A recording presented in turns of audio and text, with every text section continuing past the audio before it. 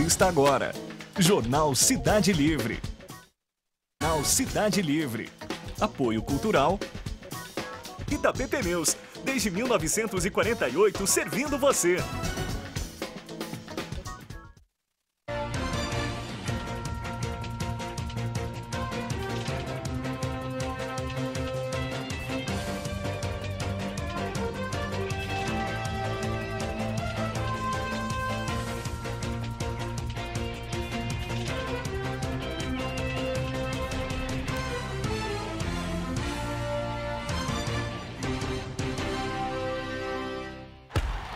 Boa noite, Tapetininga. Começa agora mais um Jornal Cidade Livre, ao vivo dos estúdios da TVI para o canal 99 da NET e para todo mundo através do site www.tvitap.com.br, onde você pode interagir conosco aí, debatendo as principais notícias do dia com os nossos amigos e convidados. O trânsito é tão difícil aqui nessa caótica cidade de Tapetininga que o nosso outro convidado ainda não chegou, mas virá, né, Maíra?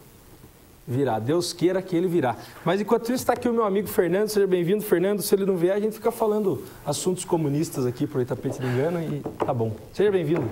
Grato, agradeço aí a todos aí que me convidaram, tá aqui conversando com vocês aqui pela televisão, pela internet.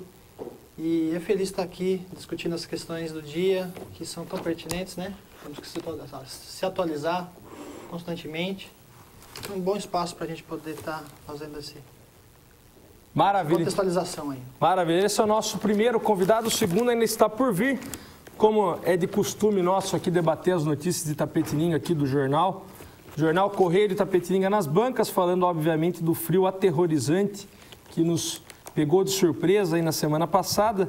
Tem uma cidade lá em Guarapuava, no Paraná. Fui lá uma vez para compromisso.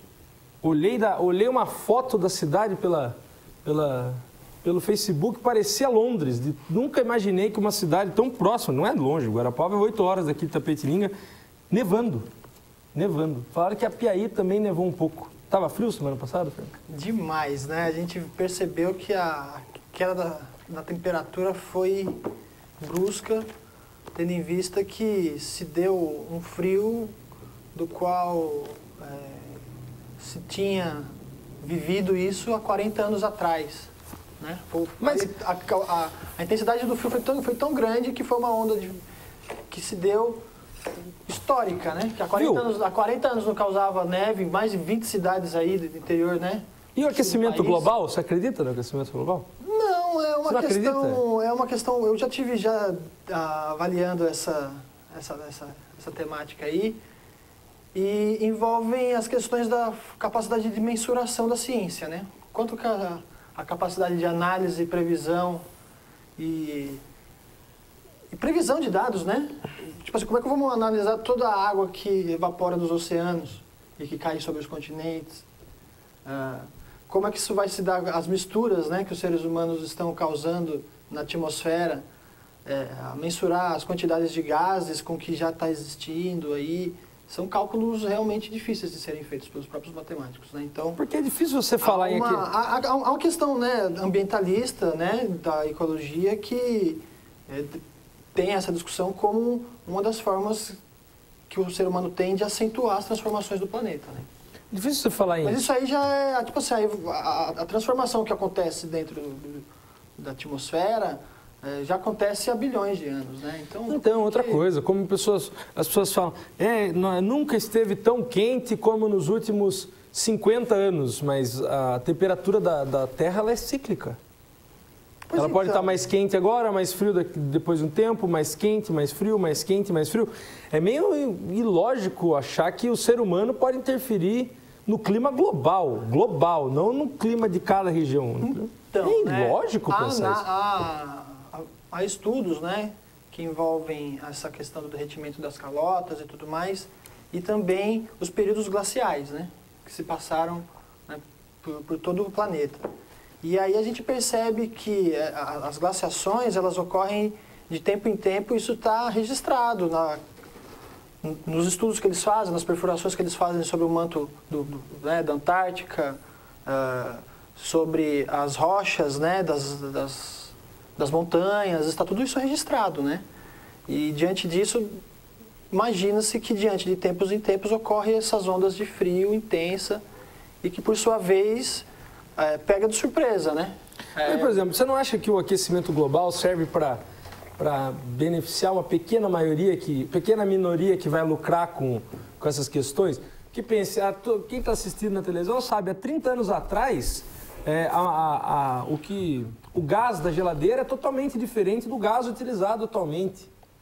Aí você descobre um gás que é, vamos dizer assim, é sustentável, aí você joga fora todo aquele outro produto e cria um novo. É difícil isso, né? Pois é uma situação da qual percebe-se que envolve a mudança da matriz energética da sociedade, né? As mudanças pelas quais passou a matriz energética da sociedade. E aí a gente vai vendo que essas transformações ocorrem à medida que o dano menor é conhecido e se emprega essa metodologia de desenvolvimento de uma determinada ciência para poder reduzir os danos ou impactos, né, no meio ambiente, na atmosfera e por aí afora. Mas é uma questão, acredito que a gente já saiu do carvão, né? Fomos ao vapor, do vapor fomos ao petróleo, do petróleo agora estamos indo, né, para a energia solar, a eólica, ainda persistimos ainda na energia nuclear.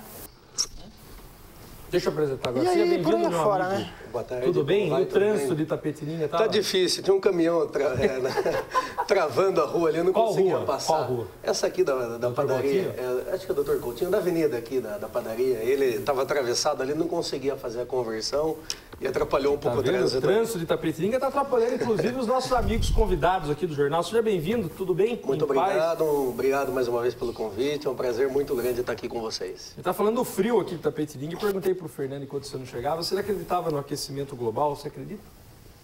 Olha, acho que... Ou é uma utopia? Não, acho que como que o meio ambiente está sendo cuidado e a forma com que o ser humano está agredindo o meio ambiente, acredito que essa questão do aquecimento global está muito próxima da gente, essa mudança. Não dá para menosprezar essa mudança de tempo aqui em Itapetininga. Eu, particularmente, não me recordo de ter aqui em Itapetininga uma temperatura tão fria como nós tivemos ultimamente aí. É um caso a se pensar, acho que o ser humano tem que começar a levar a sério essa questão do meio ambiente. Nós aqui em Itapetininga, cuidando um pouco mais do lixo, né? Nós vemos muito terreno baldio, as pessoas jogam lixo de forma indiscriminada, já vi flagrantes de pessoas jogando lixo no ribeirão aí da Marginal, para o carro, pega um saquinho e joga. Então, acho que precisa criar essa consciência ecológica, começando por nós aqui. Concorda, Fernando? Por aí, para a gente mudar de assunto? Pois é, né? A gente vai vendo esse assunto do meio ambiente sob múltiplas perspectivas, né? Que são... Todas elas acho que se agregam umas às outras. Concordo, sim. Maravilha. Vamos para a próxima notícia aí que abalou os noticiários, que saiu o novo índice, né, do desenvolvimento humano municipal, divulgado nesta segunda-feira pelo Programa Nacional das Nações, na verdade, o Programa das Nações Unidas para o Desenvolvimento, que é o PNUD, revela um expressivo avanço do Brasil nos últimos 20 anos, mas também um quadro em que a educação se manteve como principal desafio do país. Entre 91 e 2010, o índice cresceu 47,5% no país. Inspirado no IDH Global, publicado anualmente, esse índice é composto por 3 variáveis. O desempenho de uma determinada localidade é melhor quanto mais próximo o indicador for do número 1. A classificação do Brasil mudou de muito baixo para alto. É considerado muito baixo o IDH inferior a 0,49, enquanto que a pesquisa chama de alto o indicador que varia de 0,7 a 0,79. Educação puxa para baixo. O subíndice educação, uma das variáveis que compõe o IDH, é o que mais puxa para baixo o desenvolvimento do país. Em 2010, a educação teve uma pontuação de 0,63, enquanto que os subíndices renda e longevidade alcançaram níveis maiores. Então, aumentou aí quase 50% o IDH das cidades brasileiras e a educação acaba sendo um grande problema. Concorda, Fernando, por aí? Pois é, Concorda né? com isso aí? Aumentou o Brasil em 20 anos? Melhorou o país? Houve um incremento, né, econômico, né? Determinadas classes da sociedade começaram a produzir riqueza e distribuir, né? A distribuição da renda se deu ainda que de forma a perpetuar as desigualdades, né, econômicas no Brasil, Como coisas assim? elas... Por exemplo, né, os muito ricos no Brasil, né, não chegam a 1% da população, certo? Os muito ricos. Enquanto os muito pobres são cerca de 30%, 40% da população ainda. Então a gente percebe que há uma concentração de renda, coisa que é natural do processo de organização da sociedade capitalista, que é acumular riqueza, né?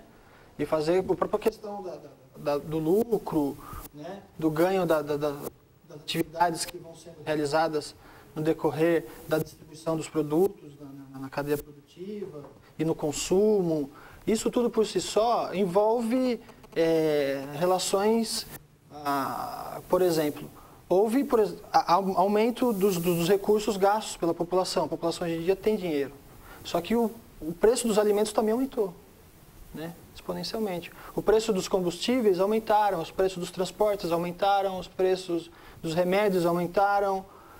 Então a gente percebe que há um volume maior de pessoas, sim, com recursos, mas que esses recursos já estão sendo direcionados para as necessidades básicas da existência do ser humano. Saúde, habitação, transporte, educação ainda não consegue pagar, uma parcela da população que paga ainda, né?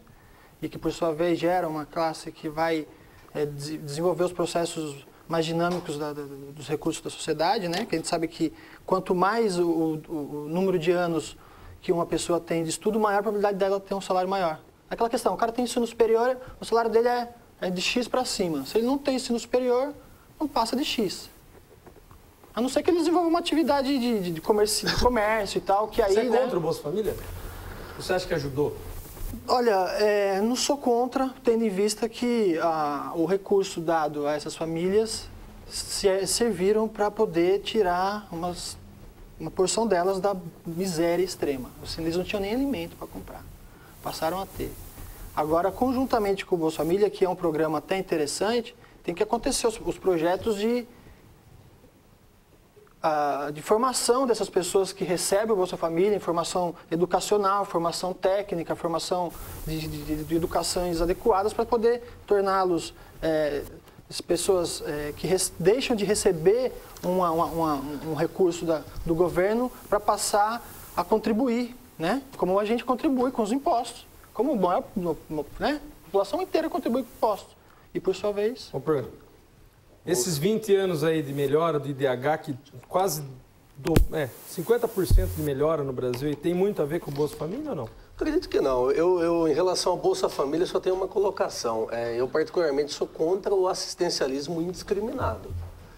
Entendo que o governo ele teria que ter uma política de fiscalização melhor para poder acompanhar. Sem dúvida que o Bolsa Família... ele tirou muitas famílias da miséria, ajudou muitas pessoas, só que não pode servir isso daí como um assistencialismo indiscriminado, ou seja, a pessoa tem Bolsa Família, aí recebe mais o Bolsa não sei o que, educação, recebe mais o Bolsa não sei o que, e enfim, consegue deixar de trabalhar, de produzir para receber esse tipo de benefício. Isso eu não concordo. Agora, tem que haver uma fiscalização maior para que o Bolsa Família seja para as pessoas com baixíssima renda e que necessitem desse tipo de benefício, como nós temos hoje o LOAS, uma série de benefícios de natureza assistencial. É interessante dizer que o programa do Bolsa Família, se não me engano, ele é válido por 3 anos, para quando a pessoa ingressa nele, né? E aí, depois desse tempo, ela já não recebe mais. Só se ela... E quem atribui o processo do Bolsa Família são assistentes sociais, né? Pessoas que fazem uma análise da família, análise do perfil do indivíduo, e aí é que eles encaminham sim ou não. Mas aí que digo para você, todo o processo de transparência, de exposição dos dados deve ser feito por... diversos grupos, né? Avaliam o indivíduo que vão receber o Bolsa Família. Mas me diga uma coisa. Da organização do Estado, diversos grupos. Me diga uma coisa, e a educação é o grande problema do Brasil? Sem dúvida, acho que esse é o grande problema do governante brasileiro aí nos próximos anos, é a educação. Você falou que hoje uma pessoa que tem uma graduação já ganha um salário X no mercado. E hoje é necessário até mesmo ele buscar cursos de pós-graduação para que ele possa manter o emprego. Alguns escritórios aí de advocacia, eles determinam como pré-requisito a pessoa ter uma especialização, senão eles não conseguem nem contratar um advogado. Então, hoje, não só a graduação, né? A pessoa que está acomodada numa graduação, achando que ela está pacífica no mercado de trabalho, ela é soberana no mercado, não está, não. Hoje, com cursos de especialização, pós-graduação, está difícil se manter no mercado. Então, para quem atua na área jurídica, saber que a concorrência é muito grande e você tem que ter um mercado, tem que estar muito bem preparado para estar no mercado. Fernando, a educação, você como professor e educador, é o nosso maior problema hoje? Ou não? Sim, com certeza, sim. Mas um problema maior do que o da educação, né? Que diz respeito que o professor hoje, né, no Brasil, tem um dos pisos salariais mais baixos dentre os de nível superior, né? Então, o professor, que é a pessoa que vai estar lidando lá com a formação dos aspectos culturais, humanísticos, históricos, geográficos, né? A cultura dos saberes da química, da física, que são saberes importantíssimos para diversas áreas da atuação do campo, do âmbito do trabalho, passa sim por uma questão de crise, né? Tendo em vista que nós temos 43% dos recursos arrecadados pelo Estado dados aos juros da dívida interna. Quais? São 6 mil famílias que são proprietárias desses títulos dessa dívida. Ou seja, metade do orçamento do país vai para 6 mil famílias. 43, alguma coisa vai para 6 mil famílias detentoras dos títulos da dívida. E a educação, que cuida de 190 milhões de brasileiros, 180 milhões de brasileiros, fica com 4,3% dos recursos para educação. Isso é o orçamento, né, público do governo, né, em audiências públicas foi debatido, discutido no Congresso, foi aprovado, e esse é o quadro da situação. Então, esse quadro de que tem muito dinheiro do povo brasileiro indo para a mão de banqueiros, indo para a mão de pessoas multimilionárias, enquanto outras áreas da educação, por exemplo, ficam, né, o professor que podia ganhar 3 vezes mais do que ele ganha, né, o professor hoje ganha em média R$2.000, vamos dizer assim, né, 1.500, ele podia ganhar 5. E é errado um professor ganhar 5, ganhar 6. Ele deve ganhar 2.000 para sempre, para os próximos 5 anos ele vai ganhar isso. Vou perguntar para o Nastri. Eu estava lembrando que alguns anos atrás a profissão de professor era uma das mais valorizadas aqui no estado, né, no estado de São Paulo. Hoje nós vemos professores aí com uma carga de trabalho, minha esposa é professora, nós vemos ela com uma carga de trabalho sobre-humana, trabalha muito, recebe pouco, a estrutura de trabalho é deficitária em termos de material, hoje os alunos não têm mais aquele respeito que tinham antigamente pelos professores. Então é lamentável, acho que a educação precisa ter uma mudança radical, o Brasil tem que se preocupar muito com a educação, valorizar melhor os professores, diminuir a carga de trabalho desses profissionais, porque eles são obrigados a fazer 2 ou 3 jornadas para poder ter um orçamento decente, para poder manter as suas famílias. Então tem muita coisa para ser melhorada em termos de educação no país. Eu não tenho tanta esperança que isso ocorra a pequeno prazo, a curto prazo. Acredito que a médio e longo prazo o Brasil talvez consiga, com uma política muito forte educacional, mudar esse quadro. Ao ponto de até te dizer, de que eu li no jornal essa semana, né, que o ataque à classe dos educadores é tanto que há uma categoria de professores, né, de funcionários do Estado, que trabalham na rede estadual, que não recebeu 1/3 das férias, do qual era de direito deles. Eles vão ter que estar recorrendo ao sindicato para entrar com processo para poder ganhar isso. Olha que ponto chegou o governo. Sem falar que a deficiência da escola ela é desde lá da estrutura física, a estrutura de pedagógica, há recursos, sim, chegando nas escolas para que os professores criem trabalhos para poder desenvolver com os alunos no decorrer do tempo, né? De 1 ano, tudo de forma planejada. Vem chegando recursos, sim, mas é a primeira vez, né, na rede que estão se dando condições para os professores poderem ter recursos financeiros para poder criar a primeira vez. Já existia esse programa, mas ele era muito pequenos recursos destinados, né? Agora que eles ampliaram o valor e as escolas vão poder receber, mas não é nada muito grande não, é coisa de R$8.000, R$6.000 por escola, do qual vai ser dividido entre os professores na rede estadual para poder estar desenvolvendo trabalhos pedagógicos com os alunos, né? Mas, tendo em vista a questão salarial, é a que mais pesa dentro, que não é uma profissão atrativa para muitos. Ainda mais tendo em vista que o trabalho, né? Outra questão que você vê na educação, como é intensa a situação, você conhece.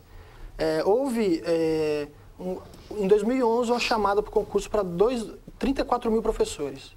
Esses 34.000 professores que assumiram, né, da chamada do concurso que existiu, conseguiu-se, depois de todas as exonerações, né, que aconteceram, as aposentadorias que aconteceram dentro da categoria dos professores, aumentou-se em 4.000 só o número de professores efetivos na rede estadual. Então, eles contratam 34 para depois aumentar em 4.000 o número de professores na rede, no percentual total da rede.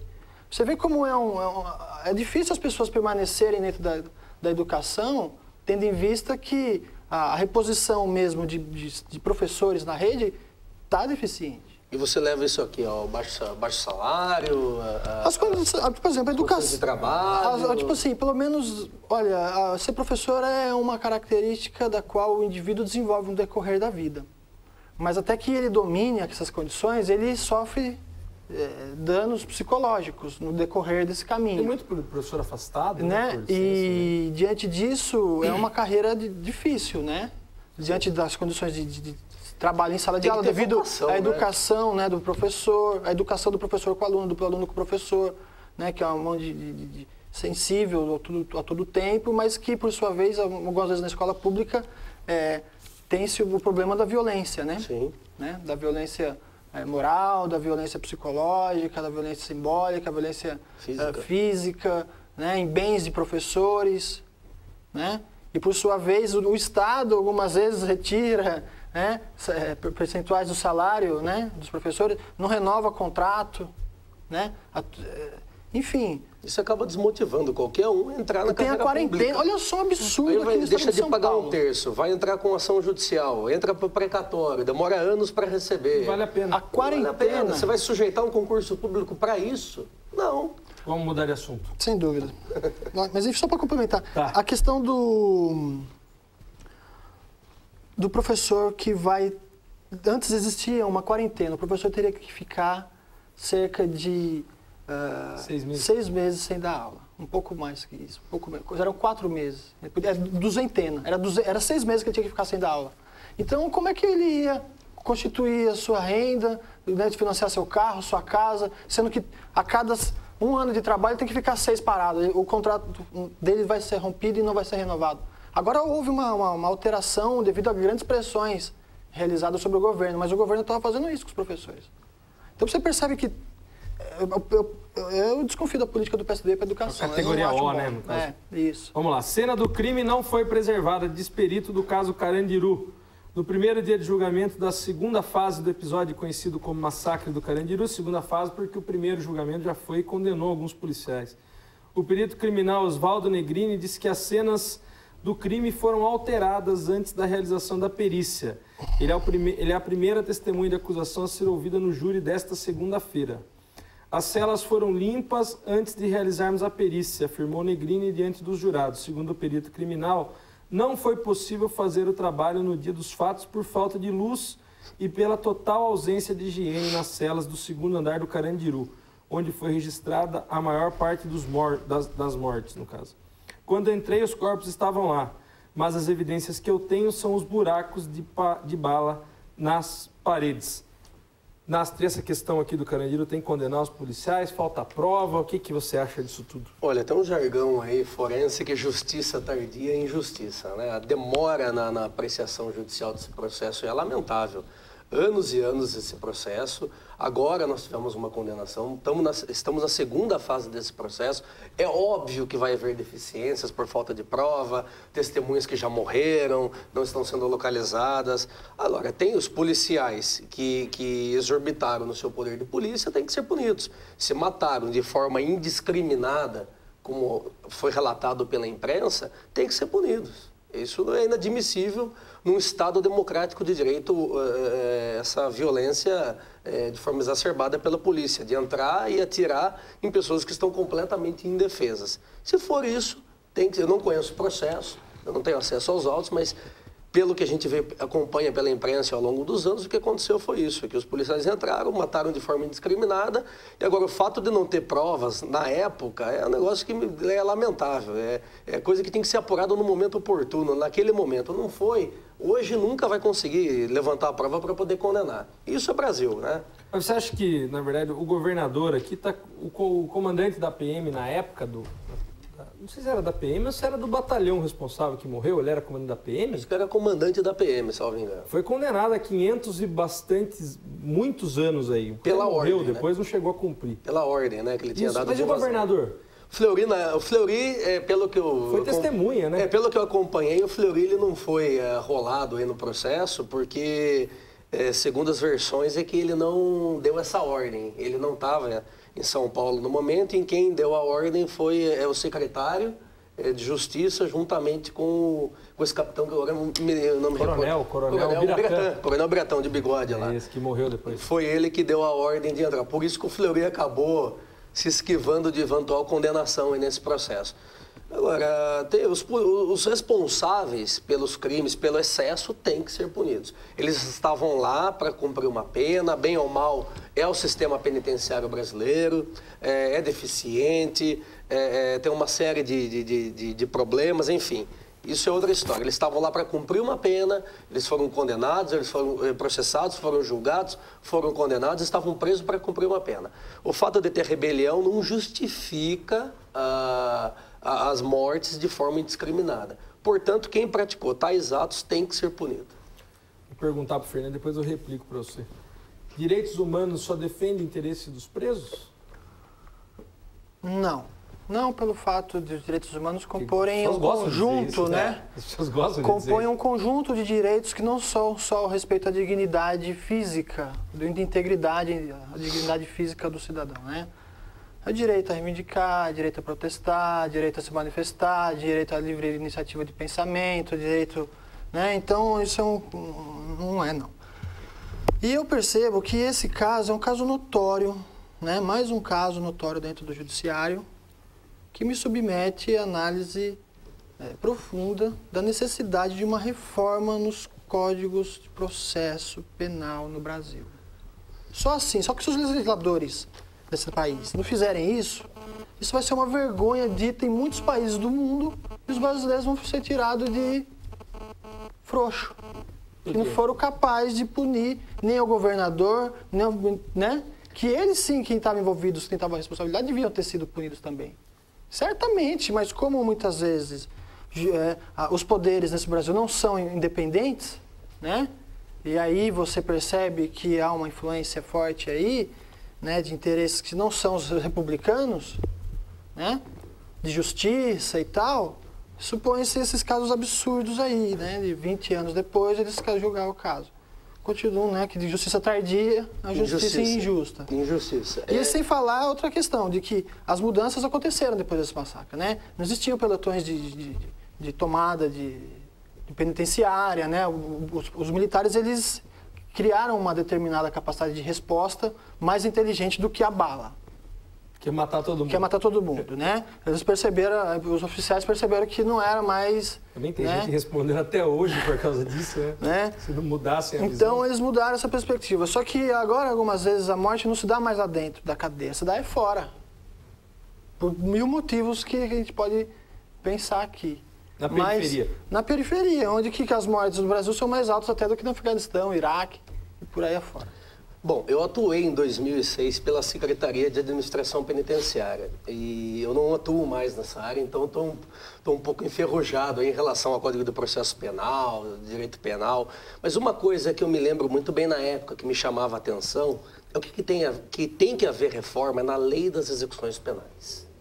Esse ponto é o principal para que mude o sistema carcerário brasileiro hoje. A lei da execução penal é uma lei atrasada, é uma lei que não, efetivamente ela não consegue dar a resposta que a sociedade espera quando condena alguém. A questão do egresso da pessoa, tem um egresso que a pessoa, você lembra muito bem, que sai do presídio, o preso, o Estado tem que fazer todo um acompanhamento com ele, pós-penitenciária, dá toda uma estrutura, eu não me recordo muito bem, me perdoem, mas de condução até a residência, alimentação, até que ele consiga ser reintegrado na sociedade. Isso é balela, isso não existe, hoje eles saem eu trabalhei em Guareí, eles saíam como advogados, eles saíam de lá, abriam a porta da cadeia. Com a mão na frente ou atrás? Vai com Deus, meu filho, e caminha até Itapetininga, até onde você quiser. Então, é óbvio que para ele chegar a caminhar aqui, ele ia ter que praticar alguns surtos. Então, a gente encontra ainda hoje muitos deles a minha opinião que tem que mudar é a lei das execuções penais. A partir do momento que a essência dela até é boa, mas ela tem que ser adaptada à realidade atual. O ponto principal aí é a lei das execuções penais que, no meu ponto de vista, ela precisa estar mais um pouco atualizada.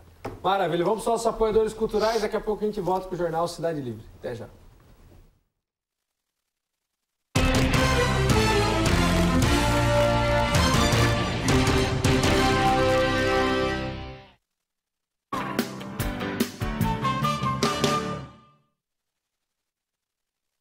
Você está assistindo Jornal Cidade Livre. Pneus. Aqui você encontra as melhores marcas com as melhores condições de pagamento, excelência nos serviços e o melhor atendimento da cidade. Quer qualidade, segurança e economia? Itapê Pneus. Rua Coronel Afonso 150, Itapetininga. EP Despachante. Referência há mais de 30 anos em Itapetininga e região. Oferece diversos serviços em um só lugar, sempre com agilidade e excelência no atendimento. Licenciamento, transferência, recurso de multa, defesa e renovação de CNH. EP Despachante, assessoria e consultoria que você merece. Rua Domingos José Vieira, 1142. Procurando uma faculdade com qualidade de ensino reconhecida e um preço que você pode pagar? Completa infraestrutura, grupo de professores qualificados e laboratórios com equipamentos modernos. Sua faculdade é aqui. E você ainda pode aderir ao crédito estudantil. Inscreva-se hoje mesmo no processo seletivo 2013, provas tradicional ou por agendamento. Se você procura qualidade de ensino e uma mensalidade que cabe no seu bolso, sua faculdade é aqui. Acesse suafaculdade.com.br. Venha para a IES.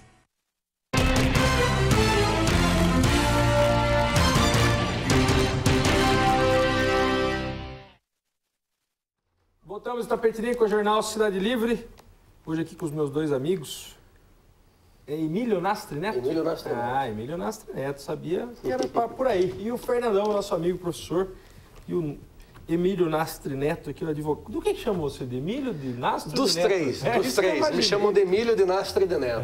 Só não me chamando de palmeirense, tá bom. Ah, tá bom. Você é corintiano? Corintiano. Vocês não conseguiram ganhar do São Paulo ontem, cara. Que fazer o quê, né? Caramba, não consegui ganhar do São Paulo. Empatamos o São Paulo. Tá uma pereba o São Paulo, que, pelo amor, nem assisto futebol. É pra não afundar o São Paulo. Lá vem.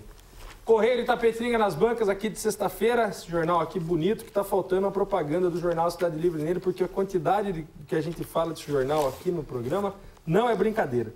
Vamos lá. Vereador completa quase 4 meses preso e aguarda habeas corpus. O vereador de Itapetininga, conhecido como Douglas da Farmácia, completa nesse domingo, completou, no caso, 4 meses no presídio, na verdade, 4 meses na prisão de Tremembé. Ele foi preso preventivamente e denunciado pelo suposto envolvimento na prática do crime de estupro coletivo e por filmagem de cena de sexo explícito com uma adolescente no dia 7 de março. O advogado de defesa informou à reportagem que aguarda a decisão de um habeas corpus. Segundo o advogado, a decisão deve ser em 15 dias. Ele disse que não comentaria mais sobre o caso, pois corre em segredo de justiça. Peguei esse apanhado aqui para saber a situação dele como vereador. O que vocês acham? Já que gera tantas dúvidas jurídicas isso.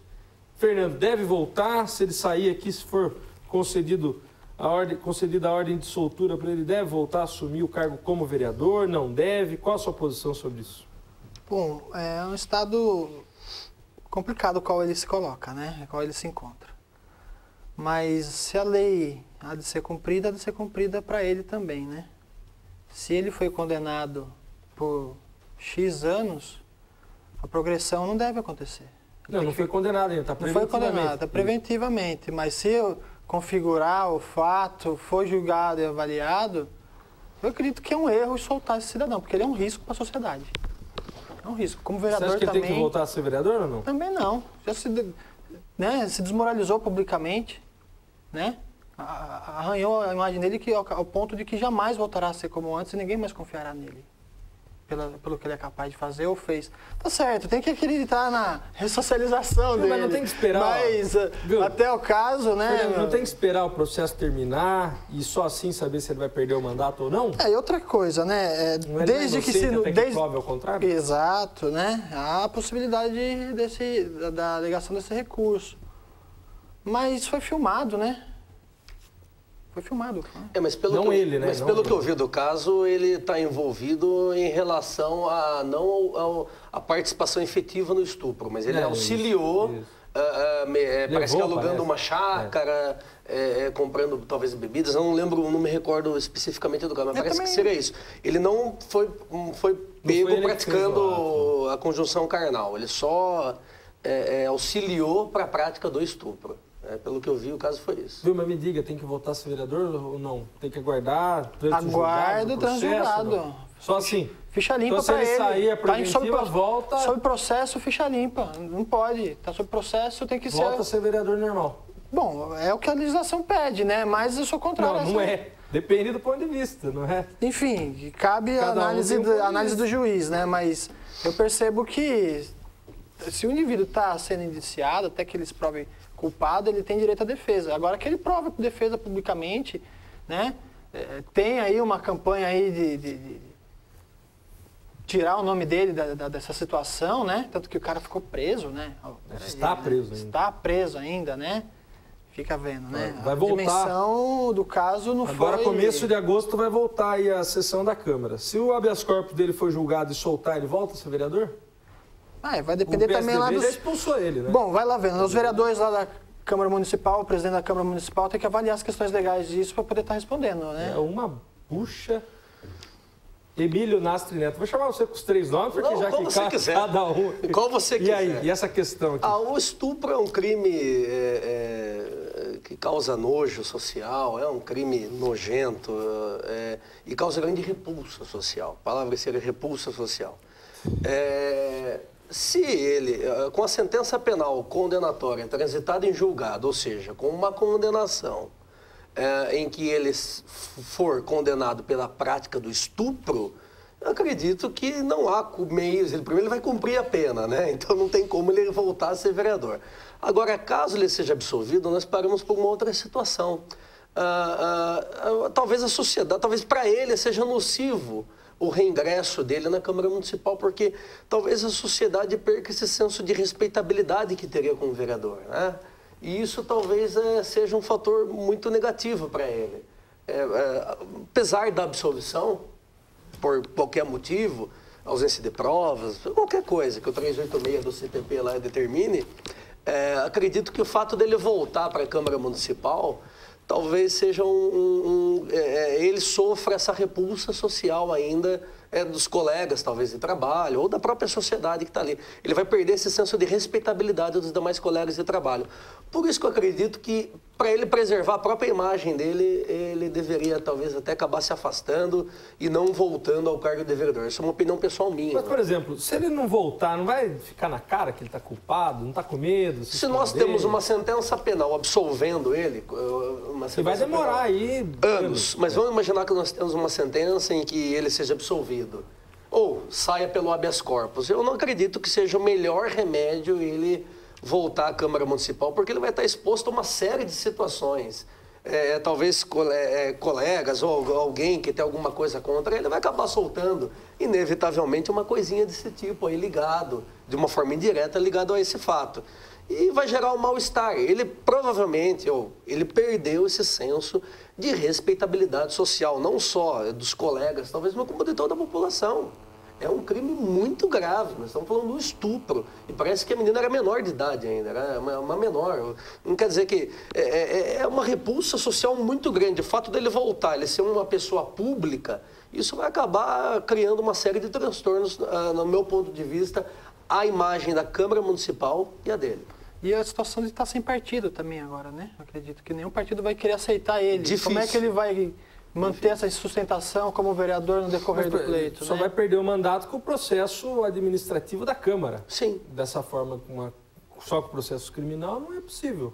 Bom, mas enfim, cabe essa discussão. E se ele bateu o pé e falou, não, eu sou vereador, não fiz nada, não tem nada errado, que provem que eu cometi, eu vou voltar. E daí? Bom, ele tem que andar com os documentos que vão formar a convicção do juiz e de qualquer um que vai contra-argumentar ele. Porque... E voltará com esse mal-estar. Vai ter que enfrentar. Essa sombra dele. Vai ter que enfrentar. Se ele está preparado para enfrentar isso daí... Mas você acha que com os elementos que temos aqui, só com o processo crime, dá para perder o mandato? Pelas vias legais? Sim. Acredito que sim. Acredito que sim. Pelo que eu andei acompanhando pelas reportagens da imprensa, acredito que perderia o mandato, sim. Concordo? Perde o mandato? Tem que estar... Eu sou leigo. O pessoal vai fazer... Se ele voltar, o pessoal vai fazer movimento para tirar ele ou não? Olha, é um bom motivo, viu? Um bom motivo. Tem que estudar isso com mais cuidado, mas tendo em vista que a indignação do povo está à flor da pele... E aí deslegitimar ainda mais uma instituição que já não tem credibilidade, quase que 80% da população não tem credibilidade na Câmara Municipal. Ou de qualquer parlamento do país hoje. Todo mundo acha que os políticos são sujeitos dos quais não merecem o respeito que deviam ter, né? E aí a gente cai num âmbito aí de análise mesmo da indignação do povo com os mandos dos governos, que por sua vez geram medidas impopulares e o povo, conforme mais vai conhecendo a realidade, mais ela vai vendo que o despreparo dos governantes é grande, diante as crises. Falando em polêmica, está aqui mais uma. Câmara derruba veto de prefeito que cancela abono na licença. A Câmara Municipal de Itapetininga derrubou na quinta-feira, dia 25, o veto do prefeito à emenda que estendia o pagamento de abono aos servidores municipais com licença médica, com afastamento do cargo. Foram 14 votos pela derrubada do veto e 4 favoráveis à posição do Executivo. Acompanharam a decisão do prefeito Jair Ceni, Selma Freitas, pastor Edilson Cardoso e João Batista do Pimenta. O abono tem valor de R$ 150. Na justificativa ao veto enviado ao Legislativo, o prefeito explicou que o pagamento do abono é para premiar o funcionário assíduo. Com a inclusão de servidores com licença, esse objetivo é desviado. O abono será pago nos casos de falta abonada, acidente de trabalho, licença maternidade e paternidade. Com a votação, o caso deve virar uma briga jurídica, prevê aí as pessoas. Tem que derrubar essa emenda aí que estendia o abono de R$ 150 aos licenciados? Olha, se o Executivo criou requisitos para que esse abono seja pago pela assiduidade, eu entendo que o funcionário público que não cumpre esses requisitos de natureza objetiva teria o direito de perder esse benefício, sim. Eu não vejo o problema do Executivo limitar, criar condições a isso. Então, não vejo como um abuso ou algo exorbitante do Poder Executivo, do prefeito municipal. Se existem esses requisitos de natureza objetiva para que o funcionário possa receber esse benefício, ele descumprindo, ele não vai receber.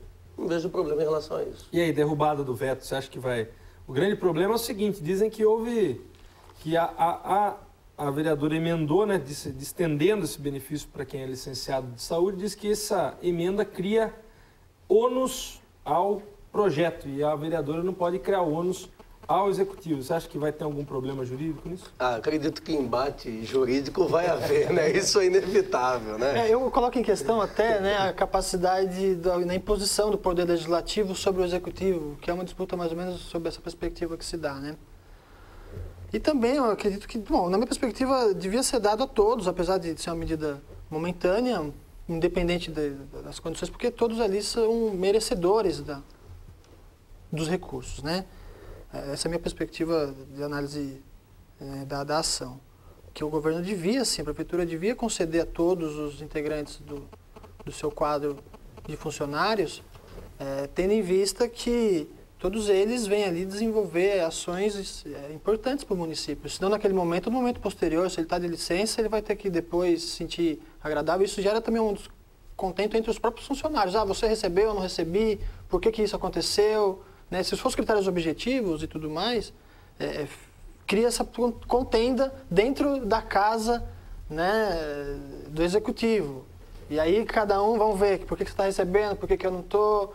E aí cria uma série de discussões que talvez haja um desgaste, né, decorrente da tomada de decisão de não ceder a todos, mas sim a uma parte, né, e tudo mais. E também cabe analisar essa questão de imposição do legislativo sobre o executivo sobre o legislativo. Vai sair, a medida acho que não vai ser tomada. Quem resolverá é o judiciário. E outra coisa, eu digo uma coisa, possivelmente. Você acha que, falando não da questão jurídica... Se os funcionários ainda tivessem mobilizados, tivessem uma pressão política intensa, e talvez pudessem decidir de maneira definitiva essa situação positivamente para o lado deles, né? Se fizesse uma mobilização, uma manifestação favorável à implementação desse ganho a todos, se todos os funcionários fizessem uma atividade de paralisação, de advertência, dizendo de que eles reivindicam esse direito como um direito legal, né? Que todos merecessem, aí sim talvez pudesse decidir essa questão hoje. Mas como vai se deixar para o legislativo, para o executivo, para o judiciário, como você disse? Não, vai acabar o judiciário decidindo. Vai acabar nisso. É um exemplo do que acontece no governo federal. Quem está decidindo as grandes questões polêmicas é o Poder Judiciário. Demora muito. Diga uma coisa para mim, Emílio. Você acha que houve prejuízo político nessa história toda aqui, já que a emenda é da própria vereadora do PSDB, do Di Fiore, teve toda essa questão aí... Aprovaram um projeto que não era original, era outro projeto. Olha, eu não tenho ainda não tenho como dar um parecer para você se houve um prejuízo político, mas que houve um mal-estar político, né? Isso se torna evidente. Agora, prejuízo eu não consigo identificar. Agora, mal-estar institucional. Uma expectativa, né? Uma expectativa que não foi atingida. Né? Isso aí já é uma série de polêmicas, né? Concorda? E você acha que o prefeito está tendo... começou a gerar... Eu estava analisando o seguinte, dizem que tem 4 na oposição, né? São 4 na oposição. Mas o prefeito manda projeto, não aprova da forma como ele quer, então não tem só 4. Bom, pois bem, né? Os vereadores estão atentos aos interesses da classe dos funcionários municipais. Eles estão defendendo os funcionários, né? Eles tomam uma decisão favorável, eles vão ver que os municipais vão ir contra os vereadores não querem que isso aconteça, porque eles vão ser daí eles, né? Os causadores do problema e tal. Se eles deixam isso passar batido e tudo mais. Então tem que ver como é que se dá a pauta do legislativo diante a defesa dos interesses daqueles que elegeram eles, né? Que a Casa do Povo, o povo deve defender os interesses daqueles que... Emílio, a gente viu nos mandatos anteriores aí uma Câmara bem benevolente com as questões do Executivo e agora você vê uma Câmara mais... cambaleante, já não vota tudo como implica em algumas coisas, por exemplo, a própria vereadora do PSDB aqui, em outras questões também do passado. O que aconteceu?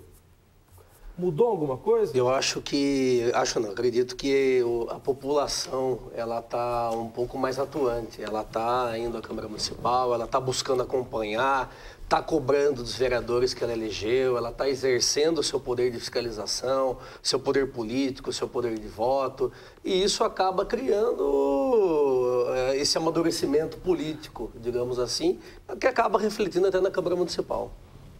Concorda, Fernando? Sim. É graças ao povo que se uniu e foi para a rua e é uma conjuntura disso? Ou também tem questões aí de antipatia com o prefeito, de falta de diálogo com a Câmara, enfim? Pois são todos esses fatores que envolvem a discussão, né? São muitos os elementos que compõem essa discussão da realidade, né, que a gente vive hoje. Agora, eu percebo que as medidas impopulares vindas dos governantes vai ser percebida pela população. Vai ser percebida. Tendo em vista que as condições de vida da população, por sua vez, não está tão boa quanto se pintava, né? Tinha toda uma perspectiva de que o governo Lula tinha feito maravilhosamente bem o seu mandato, a Dilma continuou, né, nessa bonança, e isso, o Brasil ia se desenvolver, né, lentamente, mas ia se desenvolver com índices de crescimento de 1% do PIB por ano, 2% do PIB por ano, né, ia dar condições para o desenvolvimento econômico, social, né, e educacional da população, mas o descompasso entre os interesses da população e as realizações do governo é evidente. O povo quer muito mais do que o governo pode exigir, ou do que o governo pode realizar. E o povo está exigindo isso constantemente diante das mobilizações das ruas, dos protestos, das iniciativas de diálogo, né, de análise sobre a gestão pública, que, por sua vez, faz parte do povo participar desse discurso todo, né, dessa análise toda dos discursos dos governantes e a realização dos interesses do povo frente às capacidades de realização dos governantes, que não é toda aquela que o povo gostaria que fosse, mas há contingências orçamentárias, que eu já expliquei aqui, sobre as questões das 6.000 famílias, que, por sua vez, emperra muitos segmentos da gestão pública no Brasil. Maravilha, vamos lá falar agora de projetos. Di Fiore reclama do orçamento e sugere aumento de impostos. O prefeito reclamou durante a audiência do orçamento participativo que possui cerca de 15 milhões por ano para investimento em obras. A falta de recursos é crônica. Com o discurso, Di Fiore voltou a falar que é necessário atualizar o valor venal dos imóveis para aumentar a arrecadação dos impostos, na verdade do IPTU, né? Para aumentar a arrecadação do IPTU. Novamente, Di Fiore disse que pretende atualizar o Imposto Territorial Rural, o ITR, apontou que o Imposto sobre Serviços de Qualquer Natureza, que é o ISS de Itapetininga, possui uma receita anual de 18 milhões, menor que Tatuí, que apesar de cerca de 100 mil moradores, tem arrecadação de 19 milhões.